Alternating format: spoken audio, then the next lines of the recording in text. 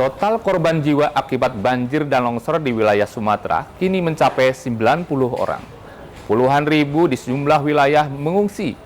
Jumlah ini mensusul laporan terbaru dari Sumatera Utara, Aceh, dan Sumatera Barat. Badan Meteorologi, Klimatologi, dan Geofisika menyatakan hujan deras yang menyebabkan banjir besar dan longsor akibat siklon tropis Senyar. Di Sumatera Utara, Badan Penanganan Bencana Daerah setempat melaporkan 47 orang meninggal dunia dari total 123 korban di 13 kabupaten kota. Selain itu, masih terdapat 9 warga hilang dan 67 orang mengalami luka-luka. Tapanuli Selatan menjadi daerah dengan korban terbanyak, yakni 73 jiwa, termasuk 15 tewas dan 58 luka-luka. Sementara pemerintah Aceh menetapkan status tanggap darurat bencana selama 14 hari, mulai 28 November hingga 11 Desember 2025.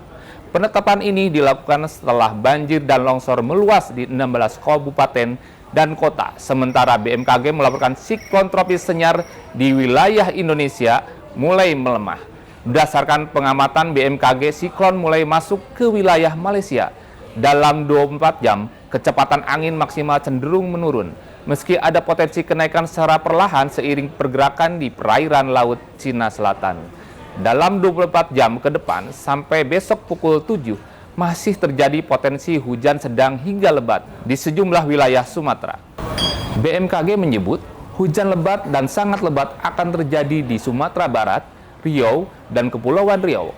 Sementara angin kencang diperkirakan masih melanda Aceh, Sumatera Utara, Sumatera Barat, Riau, dan Kepulauan Riau.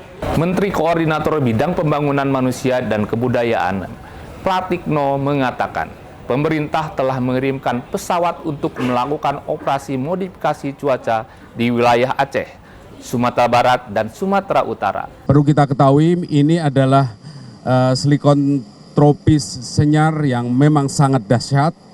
Tetapi menurut BMKG sudah mulai menurun, oleh karena itu kita juga melakukan operasi modifikasi cuaca. Sudah mulai bisa diterbangkan untuk mengurangi curah hujan di daratan, sehingga nanti curah hujan kita bawa ke lautan. Ini juga dilakukan upaya-upaya semacam ini. Dan kemudian kita juga mengantisipasi karena ada siklon Koko, tapi tempatnya di utara, kita masih waspada, kita harapkan dia tidak akan masuk ke wilayah daratan Indonesia. Operasi modifikasi dilakukan untuk mengurangi curah hujan di daratan, khususnya di wilayah Aceh dan sekitarnya. Pemerintah juga sejak hari pertama bencana telah mengerahkan tim untuk melakukan penanganan. Bantuan tanggap darurat berupa tenda pengungsian dan logistik untuk kebutuhan telah dikirimkan. Bantuan dari Kementerian PU membuka akses jalan yang terputus akibat banjir dan longsor. Pratikno mengatakan penanganan bencana dilakukan atas instruksi Presiden Prabowo Subianto.